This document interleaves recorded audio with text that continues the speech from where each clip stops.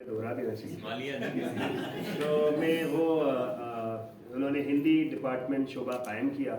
उसके पहले उनकी तालीम अलीगढ़ यूनिवर्सिटी में और इलाहाबाद में हुई थी। इलाहाबाद में पंडित सुंदरलाल से उनका ताल्लुक़ हुआ बचपन में, तो उसके बाद से ही वो थोड़ा गांधीवादी दर्शन और गांधीवादी सियासत की तरफ उनका रुख हुआ था, और उन्हीं की तहरीक पर पंडित सुंदरलाल की उन्होंने हिंदी को अपना सब्जेक्ट चुना।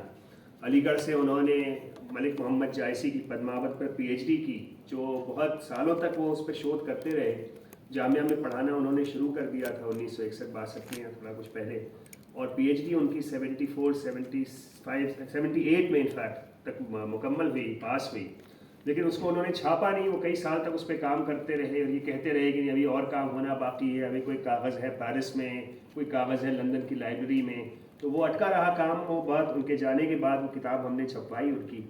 वो करीब 30 साल तक, 32-33 साल तक जामिया से मुंसलिक रहे। और जामिया में जब वो आए थे तो वो बहुत छोटा सा इदारा था, बल्कि वो कॉलेज था, जामिया कॉलेज। और पुराने ज़माने के जो लोग वहाँ के हैं, वो कॉलेज बस स्टॉप को भी जामिया कॉलेज कहा जाता था।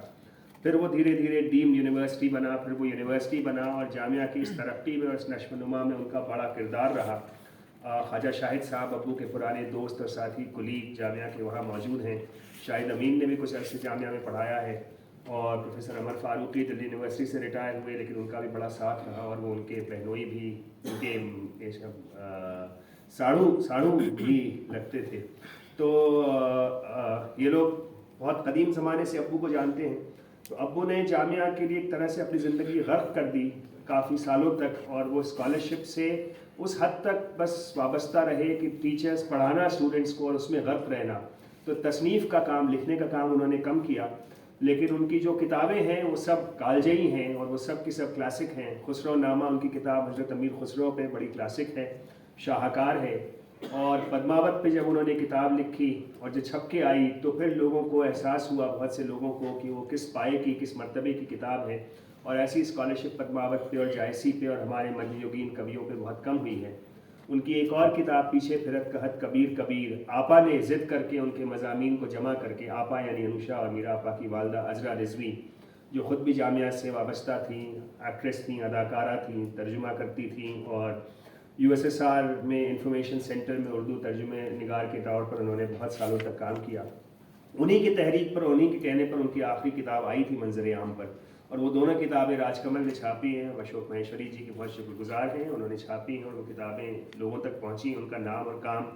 क्योंकि बुनियादी तौर पर दरअसल अब्बू बहुत, मुजीब साहब बड़े बेनियाज थे इस मामले में, अपने नाम और काम को दूसरों तक पहुँचाने में। और अगर वो शायद रहते तो ये किताबें ना आ पाती मंजर आम पे। तो उनके जाने के बाद ये किताबें आई। कमलेश आंटी यहाँ बैठी हैं, वो भी उनके साथ थी डिपार्टमेंट में, बहुत तरीना दोस्त उनकी, और बहुत ज़माने तक उनका साथ रहा। गुड़गांव से आई हैं और बहुत अबू से उनको मोहब्बत और अक़ीदत थी। तो उन तमाम लोगों के हम बहुत शुक्रगुजार हैं। और अबू की बारे में मैंने मज़मून लिखा है, दो मज़ामीन हैं। वो एक मैंने, आप में से कुछ लोगों ने पढ़ा है, और उनकी किताब में भी है, पद्मावत में वो मज़मून शामिल है, जो मैंने अपने तासुरात रकम किए हैं। मैंने उनको रिटायरमेंट के बाद ही जाना, जब वो रिटायर हो गए थे जामिया से और सुबुकदोश हो गए थे और एक तरह से किनारा कश हो गए थे। हालांकि जामिया में उनकी ज़िंदगी बड़ी सरगर्म रही, और जामिया में वो बड़े फ़आल थे। यूनिवर्सिटी में बड़ा आला उनका किरदार था, बहुत ख़ास उनका मुकाम था।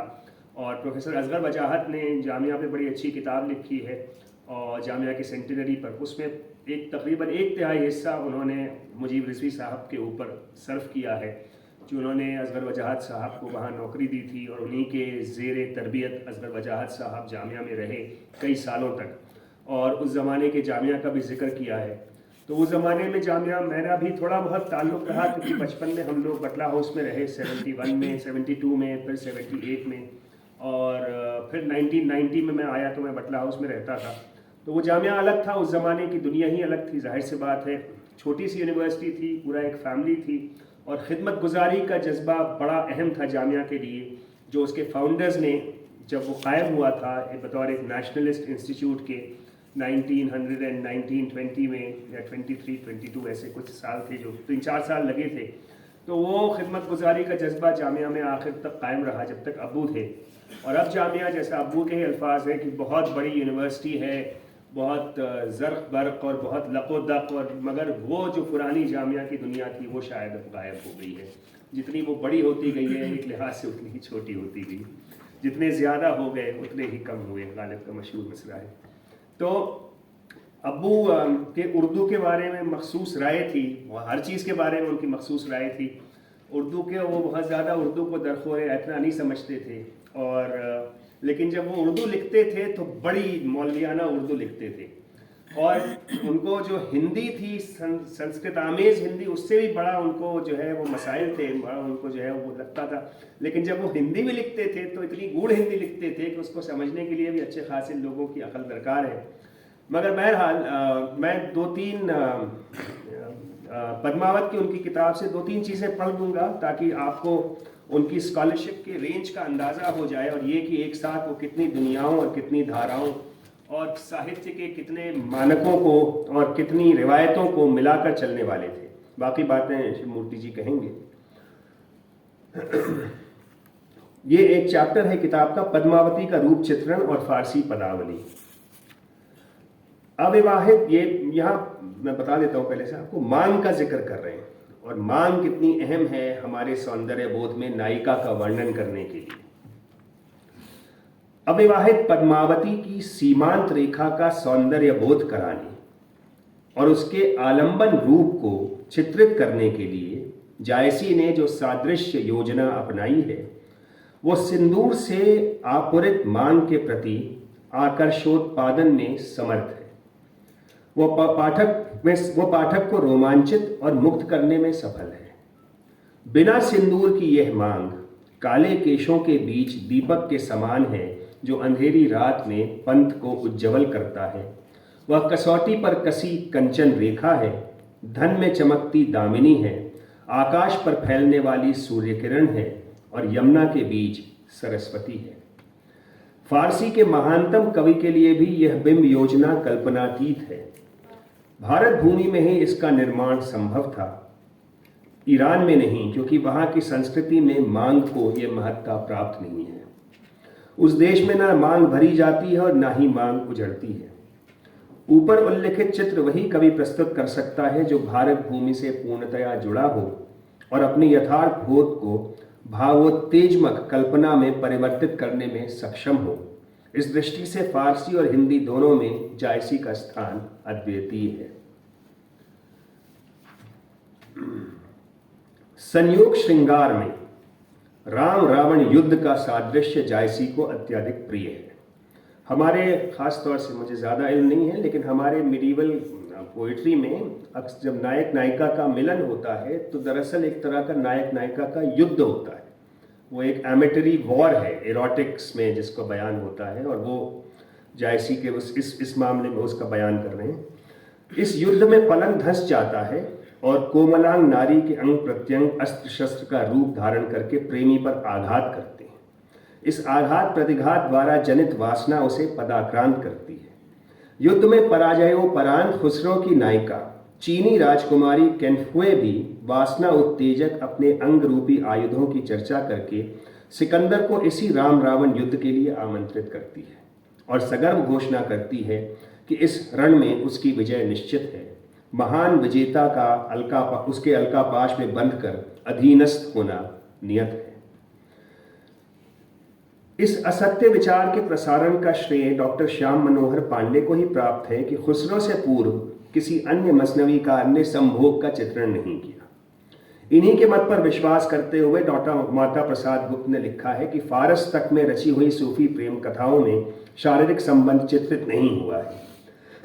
खुसरो कदाचित पहले सूफी कवि हैं जिन्होंने अपनी रचनाओं में शारीरिक संबंध को स्थान दिया है। वास्तविकता इस मान्यता के नितांत विपरीत है। निजामी ने खुसरो शीरीं के सहवास का चित्रण किया है। रुस्तम तहमीने और जाल रुदाबा के संभोग चित्र फिरदौसी ने प्रस्तुत किए हैं। जामी ने यूसुफ जुलेखा के सारे शारीरिक संबंध का उल्लेख किया है। इस प्रकार का वर्णन जीवन के यथार्थ को चित्रित करने के लिए अनिवार्य समझा गया था और ईरान के प्रत्येक मसनवीकार ने इसका चित्रण अवश्य किया है। इस वर्णन पद्धति के प्रवर्तक निजामी हैं और फिरदौसी, खुसरो, जामी, जायसी और फैजी सभी ने उन्हीं का अनुसरण किया है। अतः डॉक्टर श्याम मनोहर पांडे की मान्यता निराधार है कि निज़ामी और अमीर खुसरो में एक अंतर और स्पष्ट है। अमीर खुसरो ने अपनी शीरीं खुसरो मसनवी में संभोग का चित्रण किया है। निज़ामी और जामी की मसनवियों में इस प्रकार के चित्रण नहीं पाए जाते। महाभारत, रामायण, पुराण और इतिहास की सुप्रसिद्ध अंतर कथाओं को मनस्पर्शी, अर्थगर्भित और रसोत्पादक रूप देने में भी जायसी का योगदान अद्वितीय है। इन्हें नव अर्थ बोध संपन्न, गतिवान, संवेदनशील और अभिव्यंजना का सशक्त माध्यम बनाने में जायसी के समक्ष अन्य शिल्पकार ठहरते ही नहीं हैं।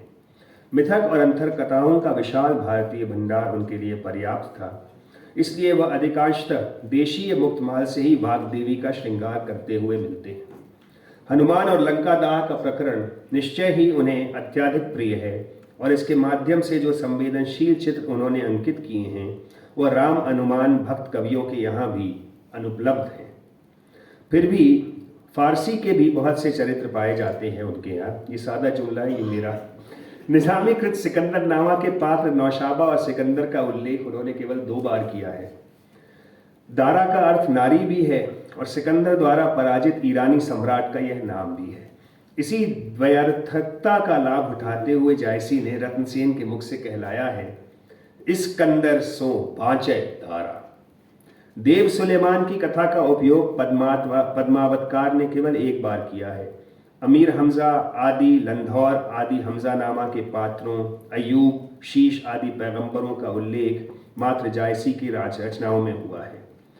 तो ये बात दरअसल यहाँ पे अहम इसलिए मैंने कह दिया क्योंकि जायसी हों या मंझन हो या मुल्ला दाऊद हो, जिन लोगों ने उन्हें पढ़ा, ज़्यादातर जिन टीकाकारों ने, वो उनमें से ज़्यादातर फारसी से थोड़ा अनभिज्ञ थे।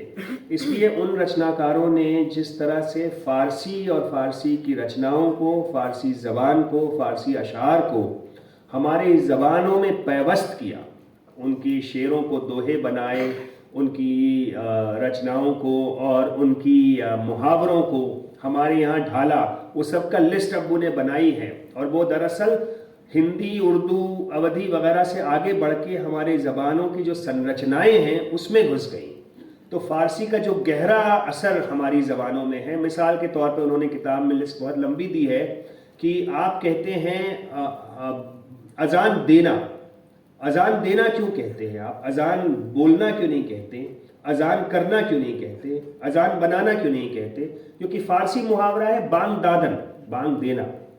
खाना खोरदन, आप खोरदन, पानी पीते हैं आप, खाना खाते हैं।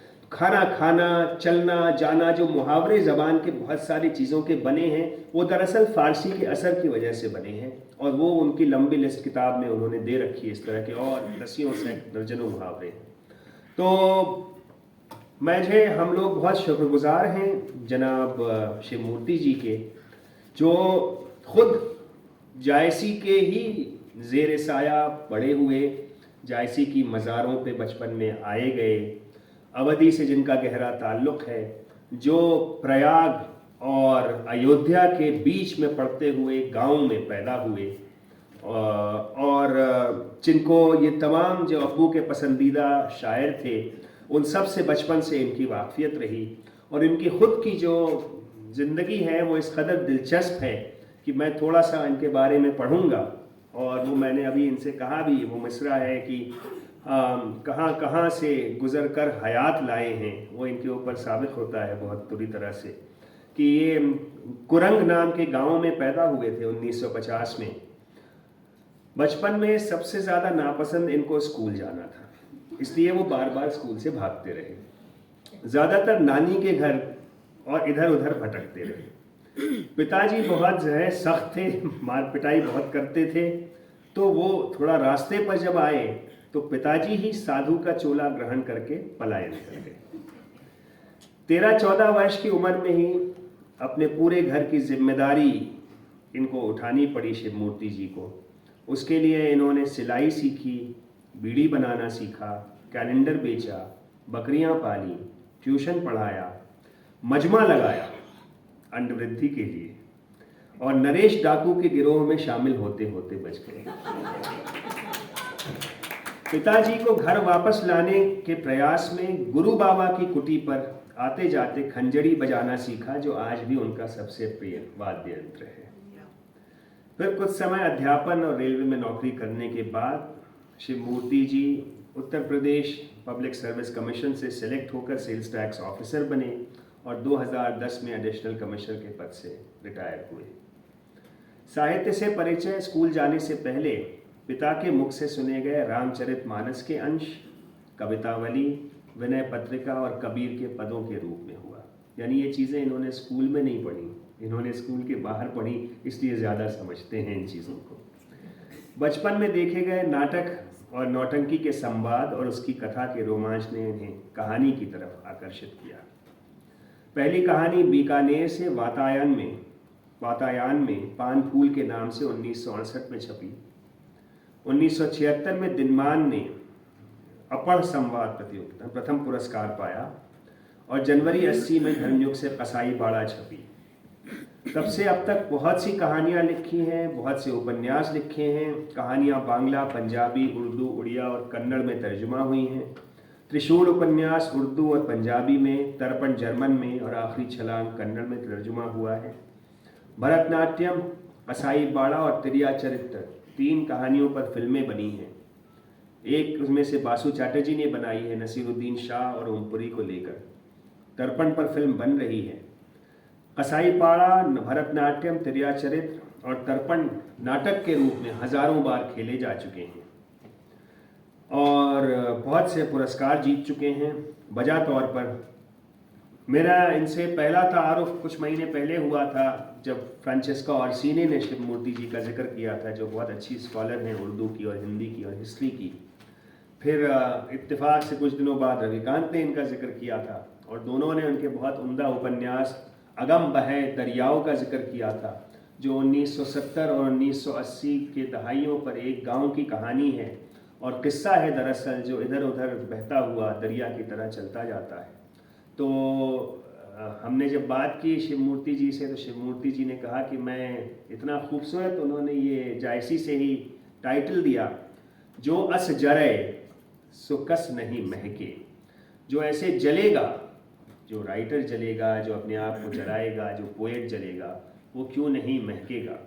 तो शिवमूर्ति जी अवध की खुशबू, अवध की महक, अमेठी की खुशबू, जो आप लोगों में से बहुत से लोगों को जान के दिलचस्पी होगी, और अवध की ज़मीन की, जायसी की, कबीर की और उस तरह से मुजीब साहब की खुशबू हम तक लेके आए हैं। आपका बहुत बहुत स्वागत है, बहुत शुक्रिया आपका। और मैं बहुत मसरत और बहुत खुशनसीबी के जज्बे के साथ आपकी दावत देता हूँ।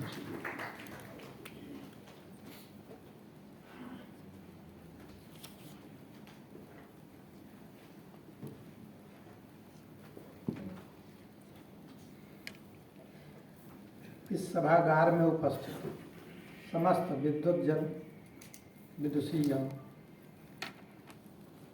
ऐसे सभागार में बोलने की मेरी प्रैक्टिस नहीं है, मुझे मौका नहीं मिला है। तो आप ये मानिए कि एकाध अपवाद को छोड़ दें तो आज पहली बार मैं आप जैसे विद्वानों, विदुषियों के बीच में बोलने के लिए खड़ा हुआ हूँ।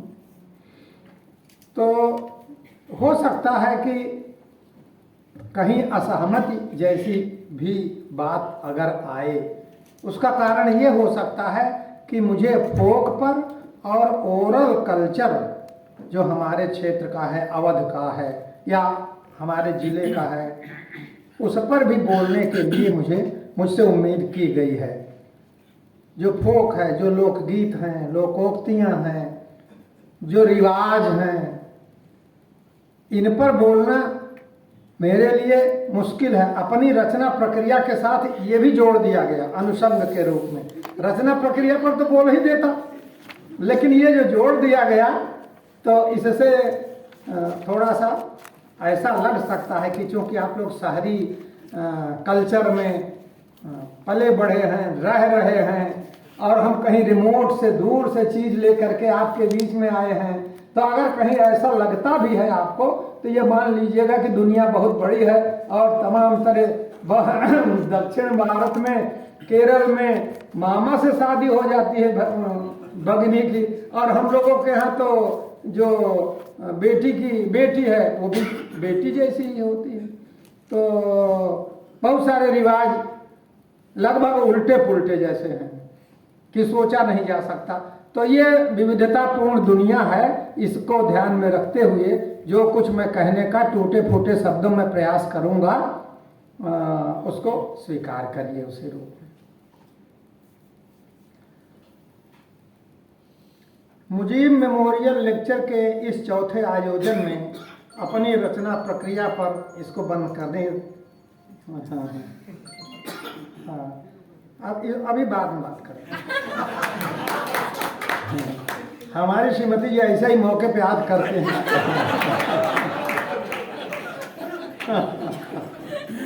वहां से भी वो देख ली कि हम कुछ गलत तो नहीं बोल रहे हैं।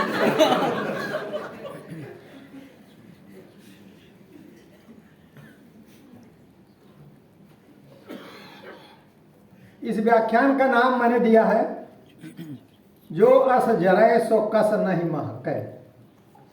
यह मैं अपने पात्रों के लिए भी कह सकता हूँ, मुजीब साहब के लिए भी कह सकता हूँ, और महाकवि जायसी जी के लिए भी कह सकता हूँ। इसलिए मैंने यह पद चुना इस भाषण के शीर्षक के रूप में। इस मेमोरियल लेक्चर के पिछले 3 वक्ताओं के संस्मरण सुनकर असगर वजाहत साहब के एक प्रकाशित संस्मरण तथा महमूद फारूकी साहब के लेख पद्मावत और अब्बू की बानी पढ़कर मुजीब रिजवी साहब के व्यक्तित्व की एक मुकम्मल तस्वीर सामने आ जाती है। सबको चश्मा पढ़ने के लिए लगता है, मुझे उतार देना पड़ता है। इसमें उनके शोध ग्रंथ सब लिखनी के लिख संसारा, पद्मावत और जायसी की दुनिया में अभिव्यक्त विचारों और व्याख्याओं को मिलाकर देखा जाए तो उनकी मानसिक दुनिया का पूरा खाका स्पष्ट हो जाता है। यह भी याद करके अच्छा लग रहा है कि मुजीब साहब से रूबरू होने के 2-1 मौके मुझे भी मिले थे। यह उन दिनों की बात है जब मेरे मित्र अब्दुल बिस्मिल्लाह ने जामिया के हिंदी विभाग में अपनी ज्वाइनिंग दी थी। हिंदी विभाग के लिए और फिर विभिन्न पदों पर रहते हुए मुजीब साहब ने पूरी जामिया यूनिवर्सिटी के लिए जितना किया उस योगदान को भुलाया नहीं जा सकता, और उनके नाम पर शुरू किया गया यह मेमोरियल लेक्चर उनके योगदान के प्रति आभार व्यक्त करने का एक उल्लेखनीय उपक्रम है। अच्छा संयोग यह भी है कि जिन महाकवि मलिक मोहम्मद जायसी पर मुजीब साहब ने शोध किया वे मेरे पड़ोसी हैं, मेरे जिला जवार के हैं। वैसे तो क्षेत्रवाद अच्छी चीज नहीं है, लेकिन जब इसके माध्यम से किसी बड़ी शख्सियत से जुड़ने का मौका मिलता है तो आदमी शर्माते शर्माते भी जुड़ ही जाता है। और इस तरह जोड़ने पर हमारा और जायसी साहब का न सिर्फ जिला एक ठहरता है अमेठी, बल्कि बोली भी एक ठहरती है अवधी। इतना ही नहीं, कविता कहिए या साहित्य अथवा उसके लोक पक्ष से जुड़ने की जो पहली स्मृति मेरे मानस पटल पर दर्ज है वह भी महाकवि जायसी से ही जुड़ती है, जिसका उल्लेख मैं करने जा रहा हूँ। तो इस तरह मैं और मुजीब साहब दोनों लोग महाकवि के दोनों बाजू खड़े दिख सकते हैं। इस मेमोरियल लेक्चर में बोलने के लिए जो विषय सुझाया गया है वह है creative journey of Shivmurti and the role of folk and oral culture in North India.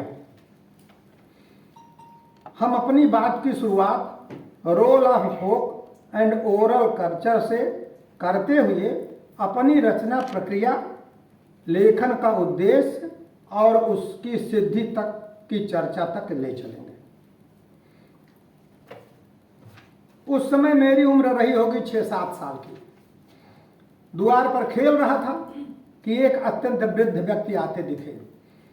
वे कमर से पूरी तरह झुके हुए थे।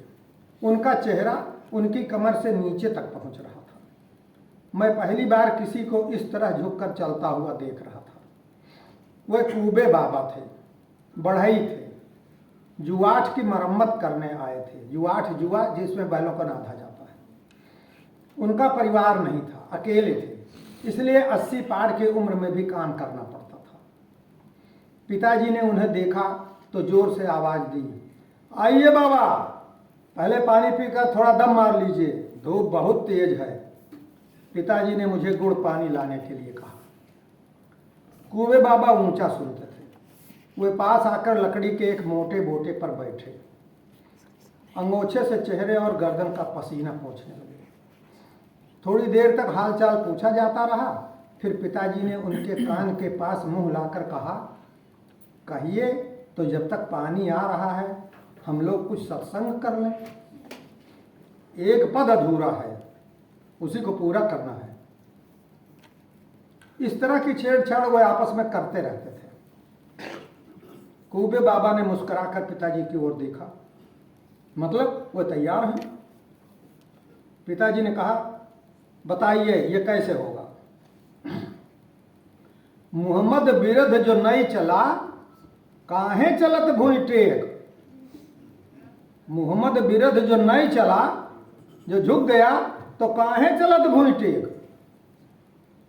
कूबे बाबा और पिताजी के बीच हुए इस सत्संग का उल्लेख मैं यहाँ इसीलिए कर रहा हूँ कि उत्तर भारत के साहित्य के उस ओरल कल्चर की एक झलक दी जा सके। वरना बढ़ई का काम करने वाले कूबे बाबा की इस प्लेटफार्म पर एंट्री का कोई तुक ही नहीं बनता है।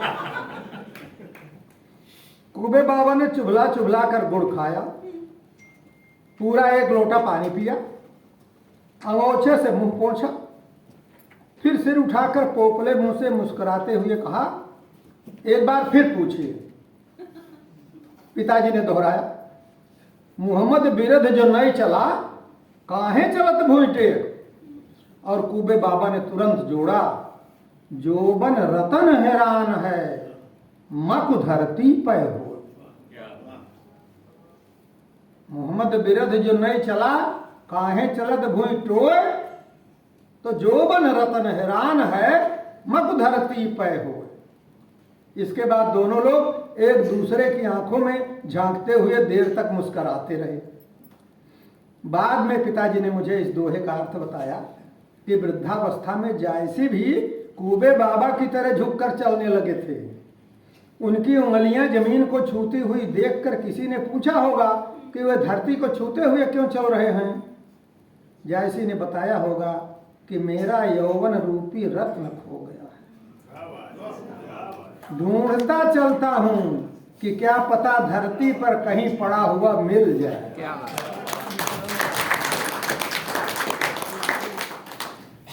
इस दोहे का उदाहरण मैंने यह स्पष्ट करने के लिए भी दिया कि 60-70 वर्ष पूर्व की हमारी पीढ़ी में जायसी किस हद तक रचे बसे थे। मैं खुद अपने बचपन में उनकी मजार पर हर वर्ष लगने वाले मेले में 2 बार शामिल हुआ था, जबकि मेरे घर से उनकी मजार 8-9 कोस दूर है। फोक और ओरल सांस्कृतिक प्रभाव की बात करें तो मेरे बाल मन पर लोकगीतों, लोकोक्तियों और कथा तत्व की छाप डालने वाले मुख्य रूप से 2 लोग हैं। एक मेरी फुफेरी बहन रजना और दूसरे मेरे प्यारे मामा। अभी बताया आपने कि ननिहाल से मेरा वास्ता काफ़ी समय तक बहुत ज़्यादा था, तो वहाँ मेरे प्यारे मामा थे, वो भी मेरे प्रेरक रहे हैं। और मेरी बहन रजना जो फुफेरी बहन थी और मेरे घर यानी अपने नानी के घर वो भी रहती थी, तो वो एक प्रेरक रही है। रजना बहन मुझसे 8-9 साल बड़ी रही होंगी। वह अस्थायी रूप से मेरे यानी अपनी नानी के घर रहती थी। उनके पास गीतों, किस्सों और बुझौलियों का अकूत खजाना था। मैं उनका एकमात्र भाई था जिसके पास उन किस्सों को सुनने की कभी न बुझने वाली प्यास थी। बहन के हर गीत में किस्सा और हर किस्से में गीत समाया रहता था। शायद उसी का प्रभाव होगा कि मेरी कोई कहानी या उपन्यास ऐसा नहीं है जिसमें गीत की मौजूदगी न हो। रोज शाम को बहन से घंटे 2 घंटे तक कुछ न कुछ सुनकर ही मुझे नींद आती थी। बहन की बुझौल का एक उदाहरण बताते हैं, अवधि में है, अर्थ बताते हैं। 2 जन बैठे मेड़े पर, 2 लोग मेड़ पर बैठे हैं, खेत की मेड़ पर बैठे हैं। 2 जन बैठे मेड़े पर, बिन गोड़े बिन मूड़े के, बिना पैर के हैं और बिना मूड़ के सिर के हैं। बिना सिर और पैर वाले 2 लोग खेत की मेड़ पर बैठे हैं।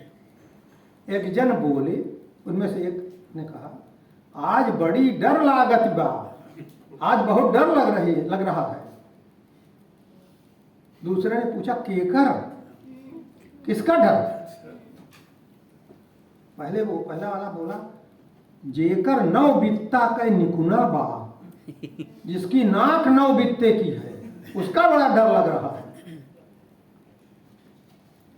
तो के बताइस, मतलब उस डर के बारे में किसने बताया, कैसे तुम्हें पता चली कि 9 बित्ते वाले से आज खतरा होगा?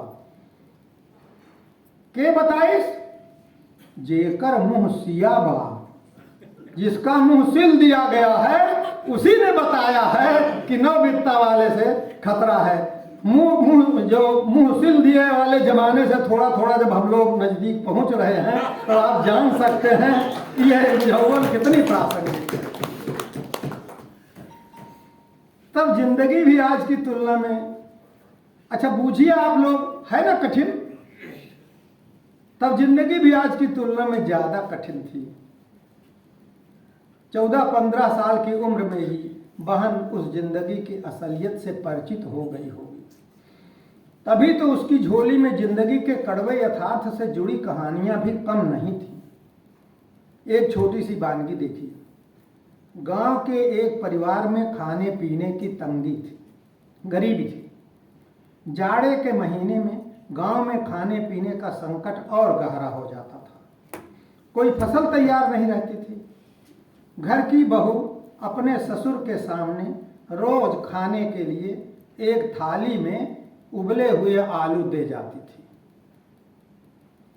कई दिन तक आलू खाते खाते वह ऊब गए, तो सोचा कि कुछ दिन के लिए किसी रिश्तेदारी में चले जाएं, जहां इस आलू से मुक्ति मिले, रोटी या चावल के दर्शन हो सके। बगल में नदी बहती थी और नदी पार करते ही थोड़ी दूर चलने पर उनकी बहन का घर था, तो सोचा चलो बहन के घर चलते हैं। तो एक दिन उन्होंने घाट पार किया और दोपहर में बहन के घर पहुंच गए। मान लीजिए उस घाट का नाम था उजियार घाट। जब बहन के चौके में खाने बैठे तो वहां भी थाली में उबले हुए आलू ही आए। रजना बहन बहुत नाटकीय ढंग से सुनाती थी। बुजुर्ग ने उन आलुओं से हाथ जोड़कर पूछा, हे आलू महारानी, मैं तो सबसे नजदीक वाले घाट उजियार घाट को पार करके आया, तो यहां पहुंचते पहुंचते दोपहर हो गई। तुम कौन सा घाट पार करके आई कि मुझसे पहले यहां पहुंच भी गई और पहुंचकर उबल भी गई? कहने का मतलब कि 15-16 साल की बहन के पास अपने 8-9 साल के भाई को सुनाने के लिए इस तरह के किस्से भी रहते थे। प्यारे मामा जब तक गांव में रहे, उनके जिम्मे एक ही काम था, जानवरों को चराने का। तब जानवरों को चराने का काम आज की तरह मुश्किल नहीं था। आज तो कहीं चारागाह ही नहीं बचे हैं। उस समय मामा के घर के सामने मील भर तो परती जमीन थी, उसके बाद जंगल और नदी। घर से सुबह गाय, भैंस और भेड़ बकरियों का झुंड एक बार जंगल की तरफ हाथ भर दीजिए, उन्हें अपना कर्तव्य और गंतव्य दोनों का पता होता था। जंगल और परती में चरकर नदी में पानी पी लेना है, फिर चरना है, फिर पीना है, और शाम को लौटकर अपने खूंटे पर खड़े हो जाना है। तो चरवाही का कोई काम नहीं रहता था। जानवरों को हाँक कर सारे चरवाहे किसी घने पेड़ की छाया में डेरा डालते। चरवाहों में 8-10 साल से लेकर 14-15 साल तक के 4-5 लड़के और 2-3 लड़कियां। उनके बीच प्यारे मामा ही अकेले 20-22 साल के थे, सबसे बड़े और सबके अगुआ। वहाँ नाचने गाने या खेलने के अलावा कोई काम नहीं रहता।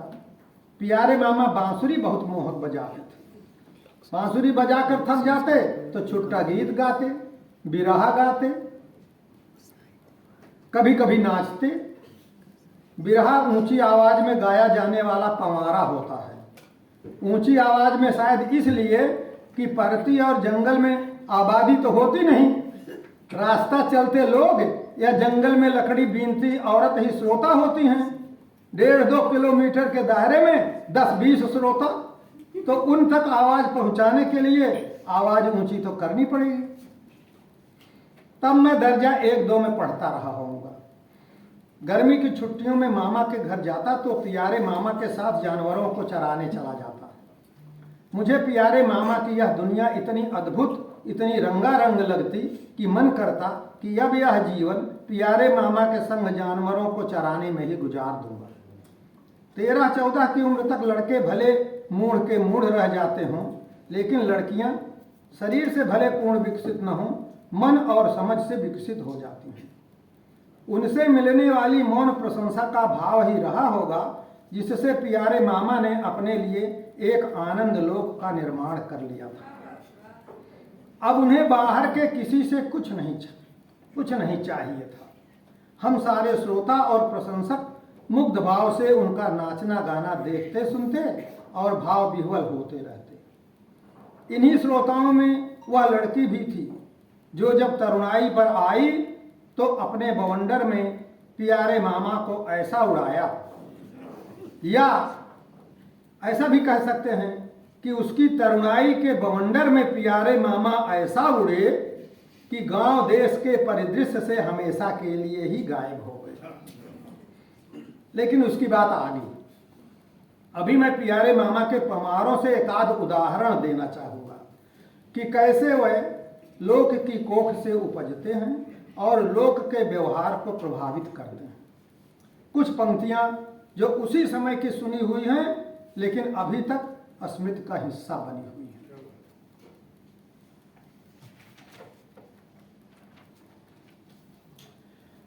नई नई ब्याह कर आई दुल्हन अपना चूल्हा चौका अलग करने के लिए पति से सास की शिकायत कर रही है।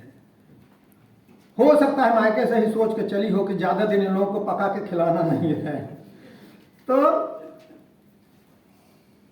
पति से सास की शिकायत कर रही है। उसी की 2 लाइनें हैं। बहुत लंबा पमारा है, घंटों चलेगा। उसका थोड़ा सा हिस्सा बानगी के लिए कि मुरही नारी कहे बालम से ख्याल करा हमारी ओरिया। मुरही नारी कहे बालम से ख्याल करा हमारी ओरिया, और जब से तोहरे घरे में आए बुढ़िया लगाए रहे मुतोरिया। और चली जाब नैहर का बालम बैठ के रोब्या गुड़वरिया। चारपाई के गुड़वारी बैठकर आप रात भर रोया करेंगे अगर मैं मायके चली जाऊंगी तो, और जाऊंगी जरूर, क्योंकि ये जो बुढ़िया है लगातार मुझसे कट बैठी रात दिन भर करती रहती है। तुरंत ब्याह हुआ होता है। लड़की के युवा शरीर से लड़के का तुरंत सामीप्य हुआ रहता है। ऐसे में लड़के के लिए इससे भारी सदमे की बात दूसरी क्या हो सकती है कि लड़की मायके जाने की धमकी देने लगे।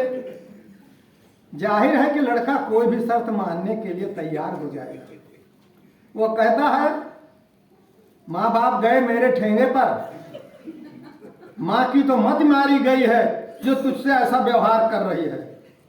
तुम इतने बड़े घर की बेटी हो, तुम चाहती हो तो क्यों नहीं अलग हो जाएंगे। कहाँ बलम माँ की मत मारी, ऊंचे घर की तू धैर्या, लइके तोहका अलग हो जा बैठे होने पर जाए बाप महतारी ठेहुने पे गए अलग हो जाएंगे। ये उसकी एक वानगी है कि कैसे कैसे गीत का खजाना प्यारे मामा के पास था और सुनने को मिलता था तो मन में होता था कि सुनते रह जाएं, कोई पिताजी कहीं से लौट ना आए पकड़ के फिर न स्कूल में जाके ढकेल दें। हो सकता है प्यारे मामा का साथ मुझे भी गाने नाचने की दुनिया में खींच ले जाता, पर नियत को यह मंजूर नहीं था। प्यारे मामा भीषण प्रेम में पड़ गए। गाय गोरू चराने वाली लड़की ने उनके दिल दिमाग को पूरी तरह जकड़ लिया। दोनों इस तरह एकाकार हुए कि न उन्हें उजाले का होश रहा न अंधेरे का, जैसे इस भरी दुनिया में बस वही दोनों बसते हों। दोनों परिवारों के बीच भारी झगड़ा हुआ। लड़की का विवाह हो चुका था। उसके परिवार ने तय किया कि जल्दी से जल्दी उसकी विदाई कराकर संकट टाला जाए। जिस रात सुबह लड़की की विदाई होनी थी, उस शाम से ही प्यारे मामा की बांसुरी गांव के बाहर उस पेड़ के नीचे बजने लगी, जिसके नीचे सारे चरवाहे इकट्ठा होते थे।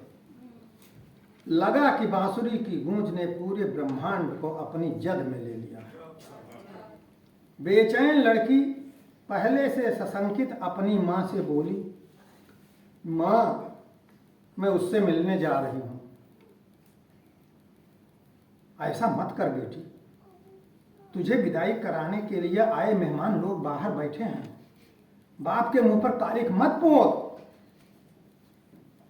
मां, मेरा उससे मिलने जाना बहुत जरूरी है, नहीं तो वह नदी में डूब कर जान दे देगा। मैं उसकी जान बचाने के लिए जाऊंगी जरूर, और बाप की इज्जत बचाने के लिए लौटूंगी जरूर। प्यारे मामा को रात में समझा बुझाकर सवेरे वह डोली में बैठकर चली गई। प्यारे मामा की हालत नीम पागलों जैसी हो गई। वह लड़की के दरवाजे पर पहुंचकर हंगामा न खड़ा कर दें, इसलिए सुबह होते ही उन्हें घर से दूर एक पेड़ से बांध दिया गया। विदाई होने के बाद छोड़े गए तो अपनी चरवाहे वाली लाठी लेकर नाचते कूदते नीम के नीचे बैठी नानी की ओर बढ़े।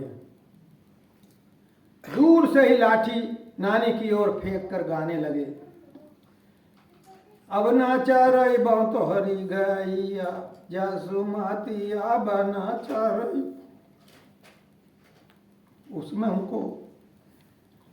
उनका पागलपन देखते, उनका उससे नाचना देखते, और नानी का उनके पागलपन को देखता हुआ देखते तो किसी की भी आंख में आंसू आ जाते।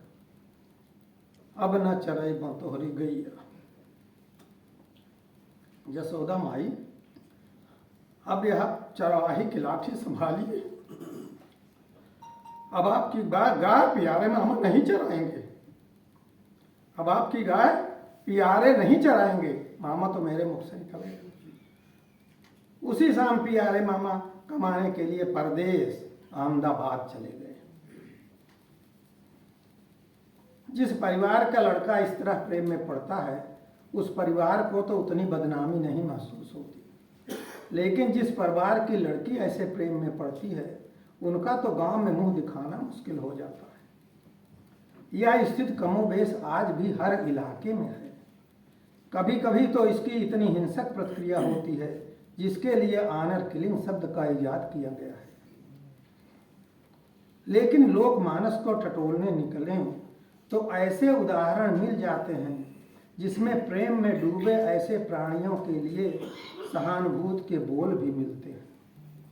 एक गीत की ऐसी ही एक पंक्ति मुझे एक लोक कवि से सुनने को मिली थी। सुनने को तो पूरी मिली थी, मुझे एक पंक्ति ही याद रह सकी।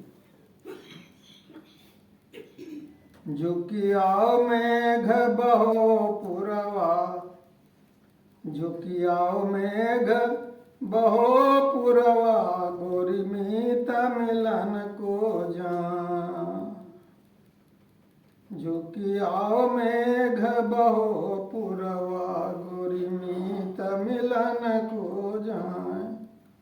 गोरी अपने मीत से मिलने के लिए निकली हैं। ऐसे माहौल को सुहाना बनाने के लिए बादलों से अपेक्षा की जा रही है कि वे धरती की ओर झुक आएं, और पवन से उम्मीद की जा रही है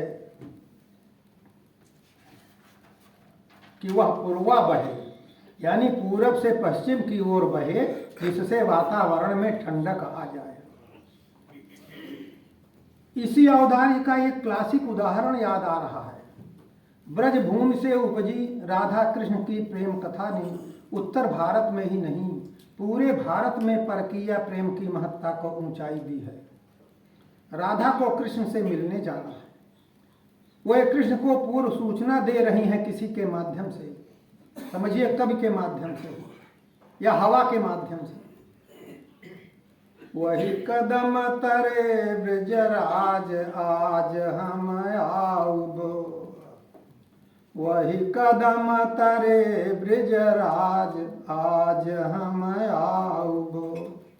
जिस कदम के नीचे मिला करते थे कृष्ण और राधा रोज, राधा उनको संदेश दे रहे हैं कि आज हम उसी कदम के पेड़ के नीचे मिलने के लिए आएंगे। कंत जवाई सोआई सेज पर, कंत जवाई सोआई सेज पर, सब विधि अवसर पाई आज हम आऊब।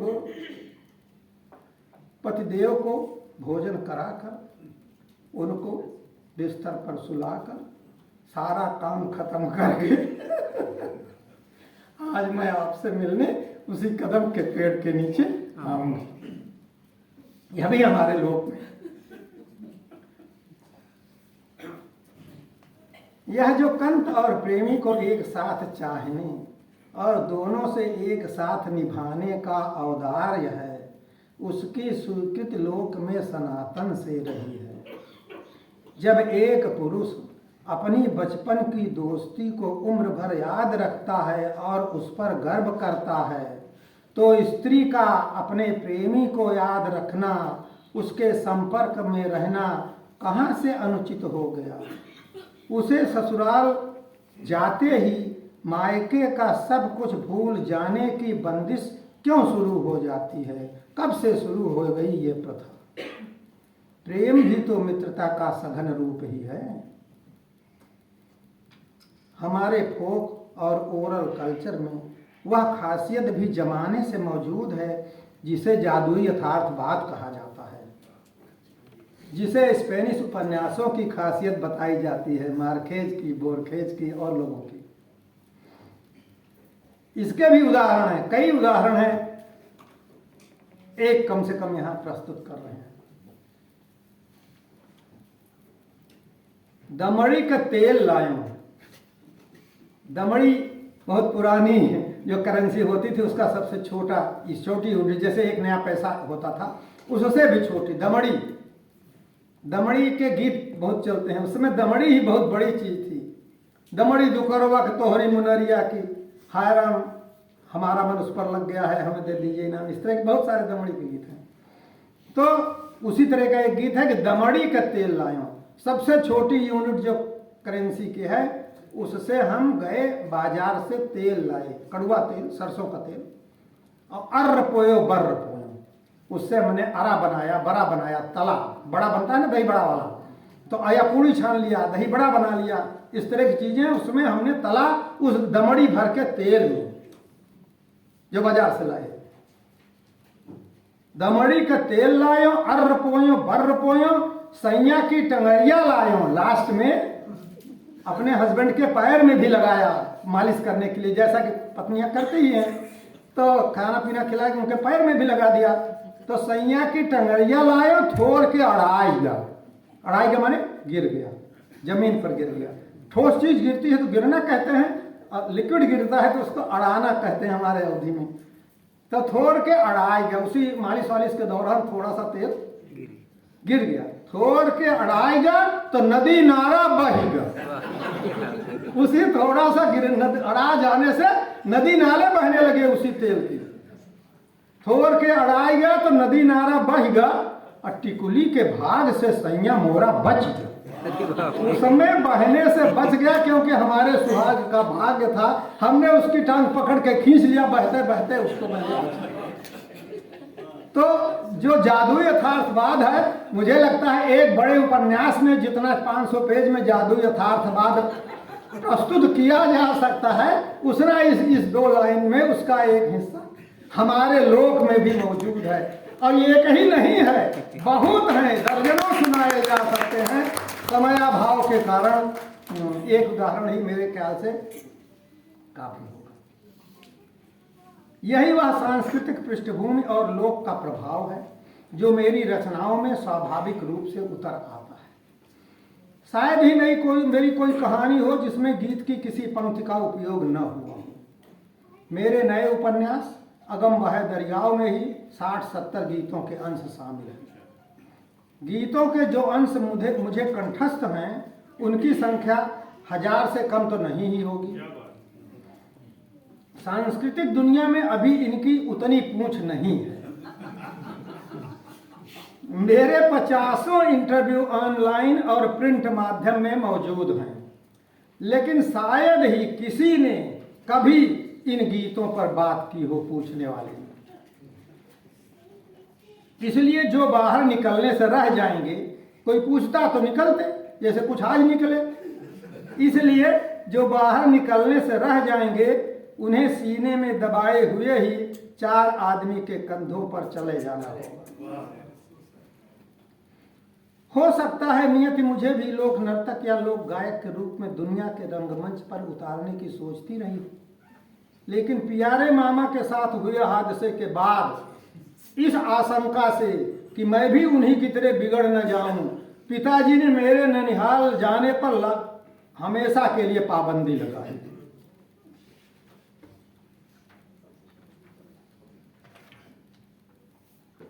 कैसे पड़ता है लेखन का बीज किसी जातक के मन में। मैंने राजकमल प्रकाशन से प्रकाशित अपनी किताब सृजन का रसायन में इस पर थोड़ा विस्तार से लिखा है। कुछ लाइनें यहां प्रस्तुत कर रहा हूं। क्या लेखन का गुण जन्मजात होता है? हो सकता है भविष्य के वैज्ञानिक इसका कोई सही व सटीक समाधान खोजें, पर इतना तो तय है कि प्रत्येक रचनाकार को प्रकृति एक विशिष्ट उपहार देती है, अति संवेदनशीलता का और पर दुख कातरता का, अतीन्द्रियता का भी, जिससे वह प्रत्येक घटना को अपने अलग नजरिए से देखने, प्रभावित होने और विश्लेषित करने में सक्षम होता है। जिन परिस्थितियों में शिशु का विकास होता है वही उसकी जिंदगी की भी नियामक बनती हैं और उसके लेखन की भी। फसल की तरह लेखक भी अपनी जमीन की उपज होता है। जब मेरी रचनाओं में उद्दाम प्रेम, सर्वस्व समर्पण, गांव, गरीबी, वर्ण संघर्ष, सांप्रदायिक घृणा, अन्याय और अत्याचार के प्रसंग आते हैं तो यह केवल मेरी मर्जी से नहीं होता। वक्त ने जिन अनुभवों को मेरे अंतःकरण में संजोया है, कलम पकड़ते ही, स्मृति का द्वार खुलते ही उन्हीं की भीड़ निकलकर पन्नों पर फैल जाती है। लोग अक्सर आश्चर्य करते हैं, कैसे कल्पना कर लेते हैं ऐसी साहसी नायिकाओं की, ऐसे जुझारू नायकों की। मैं कहता हूं कल्पना करने की जरूरत ही नहीं पड़ती। ऐसे पात्र हमारे इर्द गिर्द ही पाए जाते हैं। जरूरत है उन्हें पहचानने की। उनका काम ही उनकी पहचान है। हमारे इलाके में जायसी के नाम से एक उक्ति प्रचलित है, जो अस जरे सो कस नहीं महके। जो अपने आप को होम कर देगा, हमन कुंड में झोंक देगा, उसके जलने की सुगंध तो लोक में फैलेगी ही। हमारे पात्र हक के लिए, इंसाफ के लिए, सच्चाई के लिए, प्रेम के लिए, कर्तव्य के लिए, जबान के लिए स्वयं को होम कर देते हैं। इसलिए हमारे जैसे लेखक ही नहीं, पूरा इलाका उन्हें पहचान जाता है। आप क्या समझते हैं कि मेरी कहानियों की नायिकाएं बिमली, सुरजी, रजपतिया, केसर, कुच्ची आदि काल्पनिक हैं? पाले, संतोखी, तूफानी, बैताली, जंगू, विद्रोही क्या काल्पनिक हैं? यह सब अपने आप को होम कर चुके लोग हैं। इन्हीं को प्रासंगिक परिस्थितियों के बीच में रखकर चमका दिया जाता है तो इनका कद लार्जर देन लाइफ हो जाता है।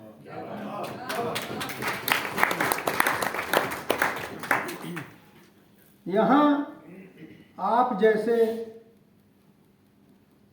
कला, संस्कृत और साहित्य के जिन शीर्ष प्रतिनिधियों के मध्य में हम खड़े हैं, उनके सामने रचना प्रक्रिया पर बात करना नानी के आगे ननिहाल का बखान करने जैसा ही है। फिर भी जब लिखना शुरू किया तब कहाँ कोई बता, फिर भी कुछ कहना कहेंगे ही, कहने के लिए खड़े किए गए हैं तो कुछ कहेंगे। जब लिखना शुरू किया तब कहाँ कोई बताने वाला था कि कैसे लिखना चाहिए। पढ़ते पढ़ते लिखने की उमंग उठी और कलम उठा लिया। न कोई पूर्व तैयारी, न आउटलाइन, न नोट, न समरी। कथा की धुंधली सी झलक मिली और कुहासे में उसी का पीछा करते करते चल पड़े। कभी पकड़ में आ गई, कभी पकड़ में आते आते फिसल गई। शुरुआती कहानियां इसी तरह लिखी गई। मार्क ट्वेन के इस कथन को तो बहुत बाद में जाना कि सही शब्द और लगभग सही शब्द में उतना ही अंतर है जितना सूरज और जुगनू में। या गोरकी की इस सलाह को कि हर लेखक को नोटबुक जरूर रखनी चाहिए जिसमें वह देखी सुनी जरूरी चीजों को नोट करता चले। तब आइजक सिंगर का यह कथन कौन बताने वाला था कि लेखक का सबसे अच्छा दोस्त कचरे का वह डिब्बा होता है जो उसकी राइटिंग टेबल के नीचे कोने में रखा होता है। उसका पेट भरना भी लेखक का दायित्व है। यानी लिखते जाइए और फाड़ फाड़ कर डस्टबिन में फेंकते जाइए जब तक परफेक्शन ना आ जाए। जब तक पूर्व लेखकों के इन सुझावों से परिचित हुआ, लेखन की यात्रा बहुत आगे बढ़ चुकी थी। मुझे लगता है कि लेखक के मैं में कम से कम दो व्यक्तित्व समाये होते हैं। एक वह जो अपने समय के साथ सीधे सीधे दो दो हाथ कर रहा होता है। दूसरा वह जो हर झेले भोगे सहे हुए को तीसरे की तरह देखता सुनता और सहेजता चलता है। यह दूसरा परायों के देखे सुने सहे हुए को भी उसी तल्लीनता और सरोकार के साथ आत्मसात करता है जैसे खुद झेल भोग रहा हो। कालांतर में इस अपने और पराये की अनुभूति का अंतर समाप्त हो जाता है। जब वह दूसरा व्यक्तित्व अपने किसी पात्र में इस झेले भोगे गए अनुभव को आरोपित करता है, तब तक वह अनुभव खुद लेखक का अनुभव बन चुका होता है। इसलिए काल्पनिक पात्र के काल्पनिक दुख को चित्रित करते समय निकलने वाले लेखक के आंसू असली आंसू होते हैं, वे काल्पनिक नहीं होते हैं। दिमाग के कंप्यूटर में कोई सिलेक्टर लगा रहता हो तभी तो एक आदमी के लिए कोई घटना रोजमर्रा की सामान्य घटना होती है और दूसरा उसे अपनी स्मृति में टांक लेता है। स्मृति का भाग बन चुके दृश्य या अनुभव में वह वक्त बीतने के साथ साथ अपनी कामना के अनुसार परिवर्तन करता रहता है। जैसे स्कूल के दिनों में किसी से झगड़ा हुआ और आप पिट गए थे, लेकिन 10 साल बाद याद रखते हैं तो आपको लगता है कि मैंने ही उसको पीटा क्योंकि आपकी कामना है कि आप पीट नहीं पाए। अब कल्पना में पीटने में क्या दिक्कत है।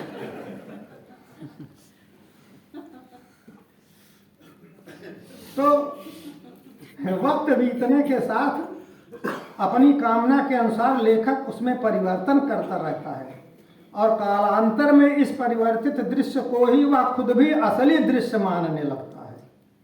बाद का देखा सुना बहुत कुछ भूल जाता है, लेकिन कोई खास दृश्य, कोई रंग, कोई स्वाद, गंध, बोल, बिंब, संवाद, मुस्कान, तिरछी चितवन, भंगिमा, चाल सुरक्षित रह जाती है। यह सब लेखकीय स्व की पूंजी बनते चलते हैं। यह प्रक्रिया कभी कभी दुर्घटना के रूप में भी सामने आती है, जब किसी अन्य लेखक की लिखी हुई किसी रचना का कोई दृश्य या सोच कालांतर में लगता है कि इसको तो मैंने ही सोचा है और अपनी ही किसी रचना में उतर आता है। जब लोग बताते हैं ये तो उनका है तो आप सोचते हैं करे ऐसा कैसे हो गया। अब थोड़ा इस बिंदु पर विचार कर लिया जाए कि लेखन किसके लिए होना चाहिए, किस लिए होना चाहिए, लिखने का उद्देश्य क्या होना चाहिए। क्या यश के लिए, क्या धन के लिए, क्या सम्मान पुरस्कार पाने के लिए, देखिए, निरंकुशता की ओर उत्तरोत्तर बढ़ते जाना सत्ता का स्थायी चरित्र होता है। सत्ता का स्थायी चरित्र होता है निरंकुशता की ओर धीरे धीरे धीरे बढ़ते चले जाना। और लेखक को आम जन का प्रवक्ता माना जाता है। इस प्रकार लेखक सत्ता का अस्थायी प्रतिपक्ष होता है। सत्ता का चरित्र यह भी होता है कि वह अपनी आलोचना बर्दाश्त नहीं कर पाती। साम दाम दंड या भेद जिस भी उपाय से अपनी आलोचना को दबाना संभव हो वह दबाती है। साहित्यकार को पद, प्रतिष्ठा, सम्मान, पुरस्कार से साधना पुराने जमाने से आजमाया गया हथियार है। संस्कृत में एक सुभाषित है, कौन याति वशम लोके मुखे पिंडेन पूरितः मृदंगम मुख लेपेन करोति मधुर ध्वनिम। जैसे मृदंग के चमड़े पर गीला आटा पोत दीजिए, मृदंग में दो तरफ चमड़ा लगा रहता है तो दोनों तरफ एक ही आवाज निकलती है, थोड़ा कर्कश निकलती है, लेकिन एक तरफ आटा गीला करके पोत दोगे तो दुम दुम दुम मधुर आवाज हो जाती है। ऐसे ही जो लेखक सत्ता का आटा अपने मुंह में पुतवा लेगा उसकी आवाज हर हाल में मधुर होगी।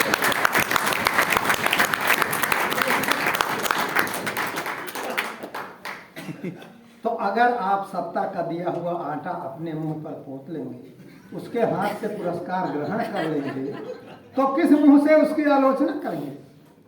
फिर सत्ता द्वारा आम जन के विरुद्ध किए जाने वाले अन्याय और ज्यादतियों का विरोध कैसे करेंगे? उसको आम जन में व्याप्त गैर बराबरी, दुख और असुरक्षा की भावना के लिए जिम्मेदार कैसे सत्ता को ठहराएंगे? पुरस्कार, सम्मान या वृत्ति के लिए वृत्ति के लिए हाथ फैलाते ही आप सत्ता का प्रतिपक्ष होने का अपना नैतिक अधिकार खो देंगे। फिर आपके पास दो ही विकल्प रह जाएंगे, या तो चांद सितारों और फूलों भंवरों पर कविता लिखिए, आकाश गंगा क्षितिज और मलय समीर की शोभा और सुगंध पर मुग्ध होइए, कोलाहल की अवनी की ओर से आंख मूंद कर शब्द क्रीड़ा करिए, या इतिहास की अंधेरी शीतल गहरी गुफा में प्रवेश करके परम शांति का अनुभव करिए। अगर वहां बैठकर इतिहास की ज्यादतियों और क्रूरताओं पर लिखना चाहेंगे उस गुफा में बैठकर, तब भी कोई खतरा नहीं है, क्योंकि वह क्रूरताएं और ज्यादतियां करने वाले पहले ही काल के गाल में समा चुके हैं। लेकिन अगर आप इस कथन का अनुसरण करना चाहते हैं कि साहित्य समाज का दर्पण होता है या समाज के आगे चलने वाली मसाल होता है, तो पद पुरस्कार से हाथ तो धोना पड़ेगा। अलेक्जेंडर सोल्जेनित्सिन का एक उदाहरण आपको अपना लक्ष्य निर्धारित करने में सहायक हो सकता है। अलेक्जेंडर सोल्जेनित्सिन वह कहते हैं, literature that is not the breath of contemporary society, that dares not to transmit the pains and fears of the society, that does not warn in time against the threatenings of moral and social dangers, such literature does not deserve the name of literature.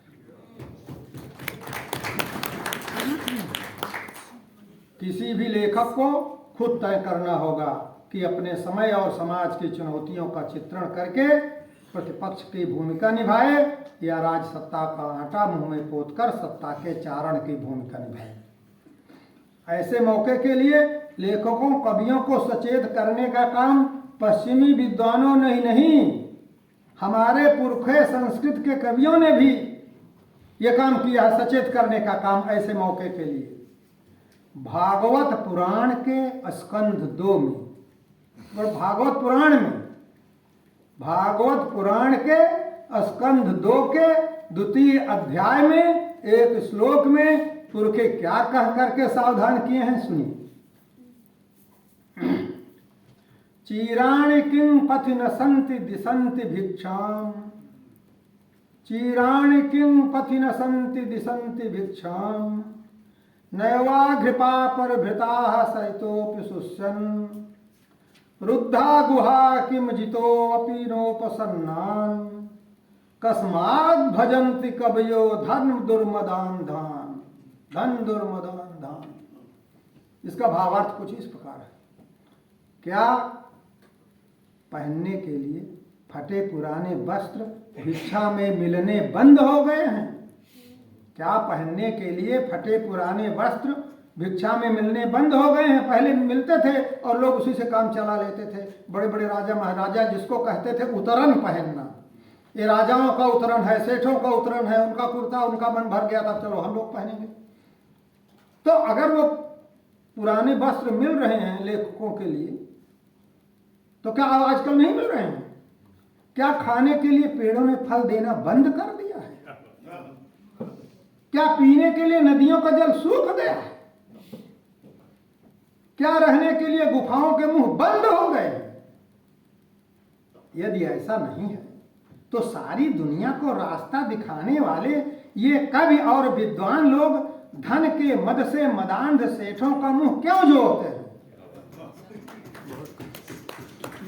वक्त बदलने के साथ आप सेठों के साथ सत्ताधारियों का नाम भी जोड़ सकते हैं इस श्लोक में। अब ये श्लोक एक बार फिर पढ़ दें, फिर आगे पढ़ते हैं। चीराण किं पथि न संति दिशन्ति भिक्षाम नैवा घृपा पर भृता सरितोपि शुष्यन् रुद्धा गुहा किमिजितोऽपि नोपसन्नान् कस्माद् भजन्ति कवयो धन दुर्मदान धान। धन दुर्मदान धान, धन की वजह से जिनके शरीर से बदबू आ रही है उन्हीं का भजन क्यों करते हैं समझ में नहीं आता है। समय बहुत हो गया है। हाँ, थोड़ी एक आध बात और कह के